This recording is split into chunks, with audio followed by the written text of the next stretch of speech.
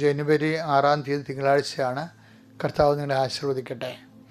അമ്മേ, പരിശുദ്ധ അമ്മേ, അമ്മേ പരിശുദ്ധ ദൈവമാതാവേ, അന്ന് അങ്ങ് കൃപാസനത്തിൽ പ്രത്യക്ഷപ്പെട്ട് വരാൻ പോകുന്ന മഹാദുരന്തത്തിൽ നിന്ന് രക്ഷപ്പെടാനും എല്ലാവർക്കും വേണ്ടി പ്രാർത്ഥിക്കുവാനും ആവശ്യപ്പെട്ടിട്ട് 20 വർഷം തികയുന്ന ഈ വേളയിൽ കൃപാസനത്തിലൂടെ ഞങ്ങൾക്കും ഈ ദേശത്തിനും അങ്ങ് മധ്യസ്ഥം തേടി തന്ന എല്ലാ അനുഗ്രഹങ്ങൾക്കും കൃപകൾക്കും ഞങ്ങളിപ്പോൾ ഹൃദയം നിറഞ്ഞ നന്ദി പറയുന്നു. അമ്മേ പരിശുദ്ധമേ, ജപമാല മാതാവേ, സകല കൃപാസനം പ്രാർത്ഥനയോടും ചേർത്ത് ഞങ്ങളിപ്പോൾ പ്രാർത്ഥിക്കുന്ന ഈ കുടുംബത്തിന്റെ പ്രത്യേക നിയോഗം.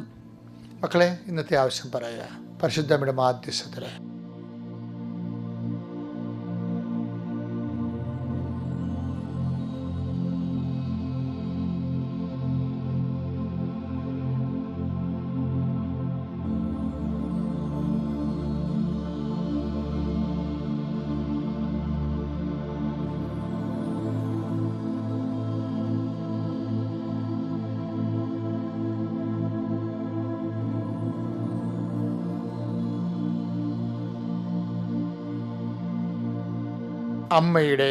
അമ്മയുടെ പ്രത്യക്ഷീകരണത്തിന്റെ ഈ ദ്വാദശക വേളയിൽ ഞങ്ങൾക്ക് സാധിച്ചു തരുവാൻ കനിയണമേ. ആമേൻ. വിശ്വാസ പ്രമാണം. സർവശക്തനായ പിതാവും ആകാശത്തിന്റെയും ഭൂമിയുടെയും സൃഷ്ടാവുമായ ദൈവത്തിൽ ഞാൻ വിശ്വസിക്കുന്നു. അവിടുത്തെ ഏകപുത്രനും ഞങ്ങളുടെ കർത്താവുമായ ഈശോ മിശിഹായിലും ഞാൻ വിശ്വസിക്കുന്നു. ഈ പുത്രൻ പരിശുദ്ധാത്മാവിനാൽ ഗർഭസ്ഥനായി കന്യകാമറിയത്തിൽ നിന്ന് പിറന്ന് പൊന്തിയോസ് പീലാത്തോസിന്റെ കാലത്ത് പീഡകൾ സഹിച്ച് കുരിശിൽ തറയ്ക്കപ്പെട്ട് മരിച്ച് അടക്കപ്പെട്ട് പാതാളങ്ങളിൽ ഇറങ്ങി മരിച്ചവരുടെ ഇടയിൽ നിന്ന് 3-ാം നാൾ ഉയർത്ത് സ്വർഗത്തിലേക്ക് എഴുന്നള്ളി സർവശക്തിയുള്ള പിതാവായ ദൈവത്തിന്റെ വലതുഭാഗത്തിരിക്കുന്നു. അവിടെ നിന്ന് ജീവിക്കുന്നവരെയും മരിച്ചവരെയും വിധിക്കുവാൻ വരുമെന്നും ഞാൻ വിശ്വസിക്കുന്നു. പരിശുദ്ധാത്മാവിലും ഞാൻ വിശ്വസിക്കുന്നു. വിശുദ്ധ കത്തോലിക്കാ സഭയിലും പുണ്യവാന്മാരുടെ ഐക്യത്തിലും പാപങ്ങളുടെ മോചനത്തിലും ശരീരത്തിന്റെ ഉയർപ്പിലും നിത്യമായ ജീവിതത്തിലും ഞാൻ വിശ്വസിക്കുന്നു. ആമേൻ. സ്വർഗ്ഗസ്ഥനായ ഞങ്ങളുടെ പിതാവേ, അങ്ങയുടെ നാമം പൂജിതമാകണമേ. അങ്ങയുടെ രാജ്യം വരണമേ. അങ്ങയുടെ തിരുമനസ് സ്വർഗത്തിലെ പോലെ ഭൂമിയിലും ആകണമേ. അന്നു വേണ്ടുന്ന ആഹാരം ഇന്ന് ഞങ്ങൾക്ക് തരണമേ. ഞങ്ങളോട് തെറ്റ് ചെയ്യുന്നവരോട് ഞങ്ങൾ ക്ഷമിക്കുന്നത് പോലെ ഞങ്ങളുടെ തെറ്റുകൾ ഞങ്ങളോടും ക്ഷമിക്കണമേ. ഞങ്ങളെ പ്രലോഭനത്തിൽ ഉൾപ്പെടുത്തരുതേ, തിന്മയിൽ ഞങ്ങൾ രക്ഷിക്കണമേ. ആമേൻ. നന്മ നിറഞ്ഞ മറിയമേ, സ്വസ്തി. കർത്താവ് അങ്ങയുടെ കൂടെ സ്ത്രീകളിൽ അങ്ങ് അനുഗ്രഹിക്കപ്പെട്ടവളാകുന്നു. അങ്ങയുടെ ഉദരത്തിൻ ഫലമായി ഈശോ അനുഗ്രഹിക്കപ്പെട്ടവനാകുന്നു. പരിശുദ്ധ മറിയമേ, തമ്പുരാന്റെ അമ്മേ, പാപികളായ ഞങ്ങൾക്ക് വേണ്ടി ഇപ്പോഴും ഞങ്ങളുടെ മരണസമയത്തും തമ്പുരാനോട് അപേക്ഷിക്കണമേ. ആമേൻ. കർത്താവേ, നിന്റെ ഉന്നതമായ നാമത്തിന് സ്തോത്രം ചെയ്യുന്നു. കർത്താവേ, നിന്റെ വിശുദ്ധ പൗരോഹിത്യത്തെ മഹത്വപ്പെടുത്തണമേ. കർത്താവേ, സഭയിലുള്ള സാന്നിധ്യം പ്രകടമാക്കണമേ. അമ്മേ, പരിശുദ്ധമ്മേ, ദേവമാതാവേ, എല്ലാ മക്കൾക്കും വേണ്ടി പ്രഭാതത്തിൽ മാധ്യസ്ഥം വഹിക്കണമേ. അമ്മയുടെ മാധ്യസ്ഥം ഇന്നും മുഴുവൻ നിറഞ്ഞു നിൽക്കണമേ. ഞങ്ങൾ വീണ്ടും എല്ലാ ഉത്തരവാദിത്തവും നിറവേറ്റിക്കൊണ്ട് തിരിച്ച് ഭവനത്തിലേക്ക് വരുന്നത് വരെ, ഞങ്ങൾ വിശ്രമിക്കുന്ന ഇടങ്ങളിലേക്ക് ചെല്ലുന്നത് വരെ അമ്മയുടെ മാധ്യസ്ഥം ഞങ്ങളിൽ നിറഞ്ഞു നിൽക്കണമേ. ഈ പ്രാർത്ഥനയിൽ പങ്കെടുക്കുന്ന ഓരോ മക്കൾക്കും അങ്ങ് നിറഞ്ഞു നിൽക്കണം പ്രാർത്ഥിക്കുന്നു. എൻ്റെ കർത്താവിൻ്റെ ഉന്നതമായ നാമത്തെ ആശ്രയിക്കപ്പെടട്ടെ. എൻ്റെ കർത്താവിൻ്റെ തിരുമുറിയാടുന്ന വലതുകരത്തിൻ്റെ ശക്തിയാൽ നിങ്ങൾ ആസ്വദിക്കപ്പെടട്ടെ. നമ്മുടെ കർത്താവിൻ്റെ മുൾക്കടത്ത് നൽകുന്ന വിശുദ്ധമായ രക്തത്തിൻ്റെ ശക്തിയാൽ നിങ്ങൾ ആസ്വദിക്കപ്പെടട്ടെ. കർത്താവിൻ്റെ ഉന്നതമായ നാമത്തിൽ നിങ്ങൾ ആസ്വദിക്കപ്പെടട്ടെ. ഇന്ന് വരെ കൃപാസനത്തിൽ അല്പം അർപ്പിച്ചിട്ടുള്ള ആയിരക്കണക്കിന് ദൈവവരിയുടെ ശക്തിയാൽ നിങ്ങൾ ആസ്വദിക്കപ്പെടട്ടെ. ഇന്നു മുതൽ കൃപാസനത്തിലുള്ള 10,000 ആരാധന ശക്തിയാൽ നിങ്ങളെ ഇന്നത്തെ ദിവസം ആസ്വദിക്കപ്പെടട്ടെ. ഞാൻ കരയിലും കടലിലും നടത്തിയിട്ടുള്ള ആയിരക്കണക്കിന് ധ്യാനങ്ങളുടെ ശക്തിയാൽ നിങ്ങൾ ആസ്വദിക്കപ്പെടട്ടെ. എൻ്റെ കർത്താവിൻ്റെ ഉന്നതമായ നാമത്തിൽ നിങ്ങളെ ഭാരപ്പെടുന്ന വിഷയത്തിന് മേൽ ദൈവതീരുമാനം ഉണ്ടാകട്ടെ. നിങ്ങളെ ഭാരപ്പെടുന്ന വിഷയത്തിന് മേൽ ഇന്ന് ദൈവതീരുമാനം ഉണ്ടാകട്ടെ. നിങ്ങളെ പ്രതിരോധിക്കുന്ന വ്യക്തികൾ ഇന്ന് യേശുക്രിസ്തുനാമം നീങ്ങിപ്പോകട്ടെ. നിങ്ങളെ പ്രതിരോധിക്കുന്ന വ്യക്തികൾ ഇന്ന് യേശുനാമം നീങ്ങിപ്പോകട്ടെ. നിങ്ങളെ അഭിമുഖീകരിക്കുന്ന തടസ്സങ്ങൾ ഇന്ന് ഉച്ചിതനായ കർത്താവിൻ്റെ ശക്തിയാൽ മാറിപ്പോകട്ടെ. നിങ്ങൾ അഭിമുഖീകരിക്കുന്ന തടസ്സങ്ങൾ യേശുക്രിസ്തു ശക്തിയാൽ മാറിപ്പോകട്ടെ. കർത്താവെ കടന്നു വരണമേ. കർത്താവെ ശക്തി ഒഴുക്കണമേ. കർത്താവെ ഈ പ്രാർത്ഥനയിൽ ഭക്തിയോടെ പങ്കെടുക്കുന്ന 10,000-കണക്കിന് മനുഷ്യരുണ്ട് കർത്താവെ. അവരെല്ലാം നീ ആശീർവദിക്കണം. അവിടെ ഇടങ്ങളിലെല്ലാം നീ കയറി ചെല്ലണം. അവിടെ സങ്കടങ്ങളിൽ ഒറ്റപ്പെട്ടു പോയ നിമിഷങ്ങളിലെല്ലാം കർത്താവിൻ്റെ ശക്തി നിങ്ങളിലേക്ക് ആപസിക്കട്ടെ. കർത്താവെ നിങ്ങളുടെ മക്കളെ നിങ്ങളുടെ സാമ്പത്തികമായ ജീവിത വിഷയങ്ങൾ, നിങ്ങളുടെ കുടുംബത്തിലുണ്ടാകുന്ന മക്കളെക്കുറിച്ചുള്ള വേദനകൾ, ജീവിത പങ്കാളിയെക്കുറിച്ചുള്ള നൊമ്പരങ്ങൾ, നിൻ്റെ ഭവനത്തെ നിൻ്റെ പാർപ്പിടത്തെക്കുറിച്ചുള്ള സങ്കടങ്ങൾ, യേശുക്രിസ്തു നാമത്തിൽ അത് പരിഹരിക്കാനുള്ള നിൻ്റെ മുഴുവൻ ഉദ്യമങ്ങൾ, നിൻ്റെ വീട്ടിൽ വെള്ളം കയറാതെ തറ ഈർക്കാതെ നിൻ്റെ സ്ഥലങ്ങളെല്ലാം പല വ്യക്തികളും കുടുംബത്തിൽ പലതര ശ്വാസം മുട്ട അനുഭവിക്കുന്നുണ്ട്. ചില ആൾക്കാർ ചില സൈഡിലൊക്കെ കാട് വളർന്നു നിൽക്കണ കാരണം അതിൽ ഉടയക്കാരെ വെട്ടണമില്ല. പാമ്പുകളെല്ലാം നമ്മുടെ വീട്ടിൽ കയറി വരുന്നു, പറഞ്ഞിട്ട് കേൾക്കണമില്ല. അങ്ങനെ വിഷമിക്കുന്നവരുണ്ട്.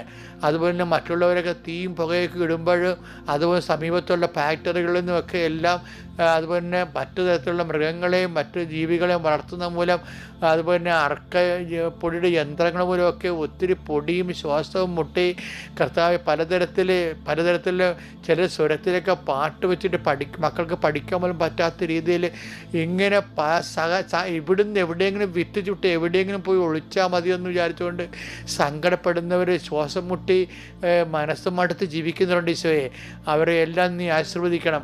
അവരെ എല്ലാം സാഹചര്യം പൊക്കിയെടുത്തുകൊണ്ട് വരണം കർത്താവെ. പലരും കർത്താവെ പലതരത്തിലുള്ള മലീമസമായ ജീവിത സാഹചര്യങ്ങളിൽ പെട്ടുപോയിരിക്കുന്നവരുണ്ട് ഈശോയെ. ചിലർക്ക് വഴിയില്ല, ചിലർക്ക് മണിക്കൂറോളം നടക്കണം ചില കാര്യങ്ങൾ നേടാൻ വേണ്ടി.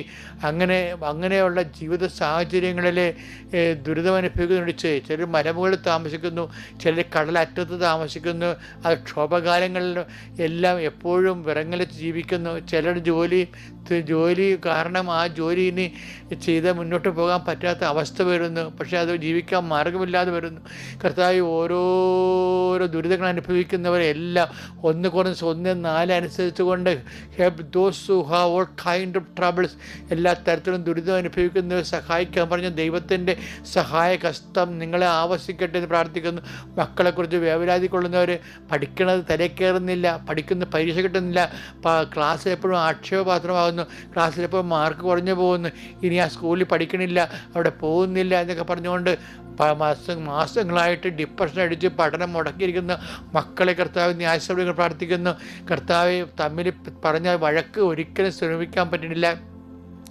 ഇനി വഴക്കൊന്നും വേണ്ട, ഒരുമിച്ച് സ്വയമിച്ച് പോകാം, സഹിച്ചു പോകാമെന്നൊക്കെ പറഞ്ഞാലും സഹിക്കാൻ പറ്റാത്ത രീതിയിൽ എപ്പോഴും വിഷയങ്ങളുണ്ടാകുന്ന പൊട്ടിത്തെറിക്കുന്ന കുടുംബങ്ങളിൽ കർത്താവ് നീ കയറി ചെല്ലുന്ന പ്രാർത്ഥിക്കുന്നു. എൻ്റെ കർത്താവിൻ്റെ വർഷങ്ങളായി പലതരത്തിലുള്ള സന്ധിപ്പ് കിട്ടാത്ത പ്രായമായവരെ കാണിക്കുന്നുണ്ട്. അവർ കർത്താവ് വിവിധ പല സ്ഥലങ്ങളിൽ മാനസിക രോഗ ആശുപത്രികളിലും അതുപോലെ മനോരോഗ ആശുപത്രിയിലും കിടപ്പ് രോഗികളായിട്ടുള്ളവർ കർത്താവ് പല രോഗങ്ങളെക്കുറിച്ച് കർത്താവ് രാത്രി എങ്ങനെ കഴിച്ചുകൂട്ടും, ഇന്ന് ആ രാത്രി രോഗം വരല്ലേ എന്നൊക്കെ ഓർത്തുകൊണ്ട് വേവലാതി കൊണ്ട് കണ്ണീരോടെ പ്രാർത്ഥിക്കുന്ന മക്കളെ നീ സന്ധിക്കണമേ. എൻ്റെ കർത്താവിൻ്റെ ഉന്നതമായ നാമത്തിൽ സഭയുടെ അധികാരത്തെ കുരിശിൻ്റെ അടയാളം ദൈവശക്തിയാൽ ഈ നിമിഷം ദൈവത്തിൻ്റെ കാറ്റ് നിങ്ങളിലേക്ക് ആവശ്യിക്കട്ടെ.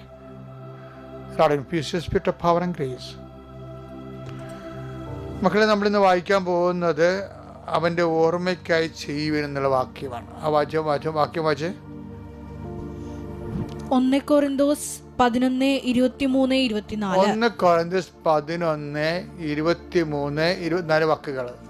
കർത്താവിൽ നിന്ന് എനിക്ക് ലഭിച്ചതും പൗലോസിന് ലഭിച്ചതും പൗലോസ് നിങ്ങളെ ഭരമേൽപ്പിച്ചതുമായ കാര്യം ഇതാണ്. കർത്താവായ യേശു താൻ ഒറ്റിക്കൊടുക്കപ്പെട്ട രാത്രിയിൽ അപ്പമെടുത്ത് കൃതജ്ഞത അർപ്പിച്ചതിന് ശേഷം അത് മുറിച്ചുകൊണ്ട് അരുളി ചെയ്തു, ഇത് നിങ്ങൾക്ക് വേണ്ടിയുള്ള എന്റെ ശരീരമാണ്, എന്റെ ഓർമ്മയ്ക്കായി നിങ്ങൾ ഇത് ചെയ്യുവിൻ. അപ്രകാരം തന്നെ അത്താഴത്തിന് ശേഷം പാനപാത്രം എടുത്ത് അരുളി ചെയ്തു, ഇത് എന്റെ രക്തത്തിലുള്ള പുതിയ ഉടമ്പടിയാണ്. നിങ്ങൾ ഇത് പാനം ചെയ്യുമ്പോഴെല്ലാം എന്റെ ഓർമ്മയ്ക്കായി ചെയ്യുവിൻ. കുർബാന പോരാ, വിശുദ്ധ സെബസ്ത്യാനോസ് അഗസ്ത്യൻ പറഞ്ഞാണ്, പരിശുദ്ധ കുർബാന പോരാ, ഇനി വീണ്ടും കർത്താവ് വചനം മാംസമായി മനുഷ്യാവതാരം ചെയ്താലും കുരിശിൽ മരിച്ചാൽ പോലും അങ്ങനെ ഉണ്ടാകത്തില്ല. എന്നേക്കുള്ളതാണ് ഈശോ ചെയ്തത്. പക്ഷെ അതല്ല, ദൈവത്തിന് കുർബാന പോലും ഇനി ഒന്നും ചെയ്യാൻ പറ്റത്തില്ലെന്ന്. അത്രയൊക്കെ സൂപ്പറാണ്. ഇതിനകത്ത് വരുന്നൊരു വിഷയം എങ്ങനെ അറിയാമോ? കുർബാന എന്ന് പറയുന്നത് ഈ ലാറ്റിൻ മാസിലെ the mass is sent go in peace എന്ന് പറയും. ജനങ്ങൾക്ക് പിരിഞ്ഞു പോകാം. അവിടുത്തെ മാസം എന്ന് പറയുന്നത് ജനക്കൂട്ടമാണ്. അത് പണ്ട് മുതലേ ഉള്ള സഭയുടെ പ്രൗഢോജ്വലമായ പുരാതന പാരമ്പര്യത്തിൻ്റെ ഒരു ഭാഗമായിട്ട് ഇന്നും കുർബാനയിൽ മാറ്റപ്പെടാത്ത ഒരു ഭാഗമാണ്. പക്ഷേ നമുക്കറിയാമല്ലോ, കുർബാന ഒരിക്കലും അവസാനിക്കണില്ല. ഇപ്പം എന്താ പറയണേ, ഇത് നിങ്ങൾ ചെയ്യുമ്പോഴെല്ലാം പാനപാത്രം എടുത്തുകൊണ്ടാണ് ആരും ചെയ്തു. ഇത് പാപമോചനത്തിനായി ചിന്തപ്പെടാനിരിക്കുന്ന പുതിയ ഉടമ്പടിയുടെ രക്തത്തിലുള്ള എൻ്റെ പാനപാത്രമാകുന്നു. ഇത് നിങ്ങൾ ചെയ്യുമ്പോഴെല്ലാം എൻ്റെ ഓർമ്മയ്ക്കായി ചെയ്യുക. അപ്പോൾ എനിക്കേറ്റവും ഇഷ്ടപ്പെട്ടെന്നറിയാമോ, അതിനകത്ത് ഇന്ന് ഈ ദിവസങ്ങളിൽ ഇതെല്ലാം നമുക്കറിയാവുന്ന കാര്യങ്ങളാണ്. പക്ഷേ അറിയാൻ പാടാത്തൊരു കാര്യമുണ്ട്. കർത്താവിൽ നിന്ന് എനിക്ക് ലഭിച്ചതും ഞാൻ നിങ്ങളെ നോക്കിയേ, കർത്താവിൽ നിന്ന് എനിക്ക് ലഭിച്ചതും ഞാൻ നിങ്ങളെ ഭരമേൽപ്പിച്ചതുമായ കാര്യം ഇതാണ്. കർത്താവായ യേശു താൻ ഒറ്റയ്ക്കെടുക്കപ്പെട്ട രാത്രിയിൽ, രാത്രിയുടെ ഒരു കുഴപ്പം അതാണ്. രാത്രിയുമാണ്.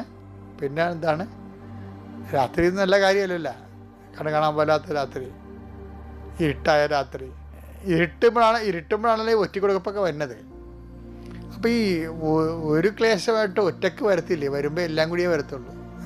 ഒറ്റക്കൊടുക്കപ്പെട്ട രാത്രിയിൽ കണ്ട, കർത്താവിൽ നിന്ന് എനിക്ക് കയ്യേൽപ്പിച്ച് തന്നത് എന്താണെന്നറിയാമോ? എനിക്ക് ലഭിച്ചത് താൻ ഒറ്റക്കൊടുക്കപ്പെട്ട രാത്രിയിൽ. സിറ്റുവേഷൻസിൻ്റെ പറയണം, സമയത്തിൻ്റെ പ്രത്യേകത പറയണം. ആ രാത്രി എന്താണ്? അവൻ അപ്പം എടുത്ത് കൃതജ്ഞത അർപ്പിച്ചതിന് ശേഷം ഒറ്റക്കൊടുക്കപ്പെട്ട രാത്രിയിൽ എന്താണ് ഈശോ ചെയ്യണത്? കൃതജ്ഞത അർപ്പിച്ചെന്ന്. അതാണ് കുർബാനയുടെ ആഴം എന്ന് പറയുന്നത്. നമ്മുടെ രാത്രികളെ ഒറ്റക്കൊടുക്കപ്പെടുന്ന ഒറ്റക്കൊടുക്കപ്പെട്ട നൊമ്പരമില്ലേ, ആ നൊമ്പരത്തെ കൃതജ്ഞതയാക്കിയാണ് മാറ്റുന്നത് ഈശോ. അത് എൻ്റെ മക്കളെ, ഒരു കാര്യം ഭയങ്കരമായ സത്യമാണ്. ഞാനിപ്പോൾ മാതാവിനെ നേരിട്ട് കണ്ടുകൊണ്ട് പറയുകയല്ല, അതിപ്പോൾ ഒരു കുറവായിട്ട് ചില സമയത്ത് തോന്നും. ഇപ്പം ഈ അമ്മയെ കണ്ടപ്പം നിത്യത എന്താണെന്ന് ഞാൻ കണ്ടില്ലേ? കണ്ടത് പിന്നെ വിശ്വാസമല്ലല്ലോ, കണ്ടത് നമ്മൾ അനുഭവിച്ചല്ലേ. അപ്പം അതുപോലെയുള്ള പ്രശ്നങ്ങൾ വെച്ചാൽ കുർബാനയിൽ എന്തുകൊണ്ടാണ് ഇങ്ങനെ? ഇപ്പോൾ ഒരേ സമയം തന്നെ എന്താ സംഭവം? രാത്രിയുമായി ഒറ്റക്കൊടുക്കപ്പെടുകയും ചെയ്തു. ഈ ഒറ്റക്കൊടുക്കപ്പെട്ടവൻ്റെ രാത്രികളിലെ ഈശോ ചെയ്തത് എന്താണ്? കൃതജ്ഞത പ്രകാശിപ്പിച്ചെന്നാ പറയണം. ആ ഈശോയിലേക്ക് ഭയങ്കര ദൂരമാണ്. എല്ലാവരും ആൾത്തർ ക്രിസ്തുസൊക്കെ, ഞങ്ങൾ സെമിനാരി പഠിക്കുന്ന സമയത്തൊക്കെ എപ്പോഴും പറയും വൈദികൻ ആൾത്തർ ക്രിസ്തുസാന്ന് പറയും. അപ്പം ഞാനത് വലിയ ഭയഭക്തിയോടെ അംഗീകരിച്ച് ഇപ്പോഴും അംഗീകരിക്കുന്നുണ്ട്. കാര്യം സഭയുടെ പഠനങ്ങൾ അതാണ്. പക്ഷെ അതല്ല പ്രശ്നം. അതൊക്കെ എന്തുമാത്രം ദൂരമാണെന്നറിയാമോ? ക്രിസ്തു ഒറ്റക്കൊടുക്കപ്പെടുന്ന ക്രിസ്തു ആരാണെന്ന് ചോദിക്കുമ്പോൾ ക്രിസ്തു സ്വത്വം എന്താണ്? ഒറ്റക്കൊടുക്കപ്പെടുന്ന ഒരു രാത്രിക്ക് അവകാശമാകുമ്പോൾ സ്വസ്ഥം പറയാൻ കഴിയണല്ലേ ക്രിസ്തു? പറയാൻ കഴിയുമോ? അപ്പോൾ എന്ത് അകലമാണ് യാത്ര ക്രിസ്തു എന്ന് പറയുമ്പോൾ. അപ്പോൾ നമുക്കതിനു വേണ്ടി പരിശ്രമിക്കാനേ പറ്റത്തുള്ളൂ. ഈ പരിശ്രമമാണ് ജീവിതം. എന്നിട്ട് എന്ത് ഈശോ പറയും? ഈ അപ്പം എടുത്തിട്ട് മുറിച്ചിട്ട് പറയും, മുറിക്കുമ്പോഴേ എല്ലാ മുറിവുകളും ഓർമ്മയ്ക്കായി ചെയ്യാൻ പറയും. കുർബാന ഒരു ആഘോഷമാണ് ശരിക്കും, എല്ലാ മുറിവുകളും. പക്ഷേ ആ മുറിവേറ്റ എന്തിനാണ്? ആ മുറിവേറ്റത് അവൻ്റെ ഓർമ്മയ്ക്കായാണ്. അപ്പം എടുത്ത് മുറിച്ച് പറഞ്ഞ് ഇതിൻ്റെ ഓർമ്മയ്ക്കായി ചെയ്യാൻ. എല്ലാ മുറിവുകളും അവൻ്റെ ഓർമ്മയ്ക്കായി ചെയ്യാനുള്ളതാണ്. നമ്മൾ ദൈവസ്നേഹം വർദ്ധിക്കാനും കൃപ വർദ്ധിക്കാനും അപ്പം മുറിക്കുമ്പോഴേ കർത്താവ് അത് കൃതജ്ഞത സ്വസ്ഥം ചെല്ലുമ്പോഴേ പരിശുദ്ധാത്മാവിലേക്ക് ആവശ്യിക്കും. എല്ലാ മുറിവുകളും ഓർമ്മ ആഘോഷിക്കുമ്പോഴേ അതിൽ പരിശുദ്ധാത്മാവ് നിറയും. മുറിവുകൾ ആഘോഷിക്കപ്പെടണം, കുർബാനയായി ആഘോഷിക്കപ്പെടണം. മുറിവുകൾ പരിശുദ്ധാത്മാവ് നിറയാൻ വേണ്ടി ദൈവത്തിൻ്റെ പരിപാലനയായി തിരിച്ചറിഞ്ഞുകൊണ്ട് ദൈവസ്നേഹം വർദ്ധിക്കാൻ ഉള്ള ബലം, ആത്മീയ ബലം ദൈവം നിങ്ങൾക്ക് നൽകട്ടെ. നിങ്ങൾ ശക്തരാകുക, മുറിവുകളിൽ പതറാതെ മുന്നോട്ട് പോവുക.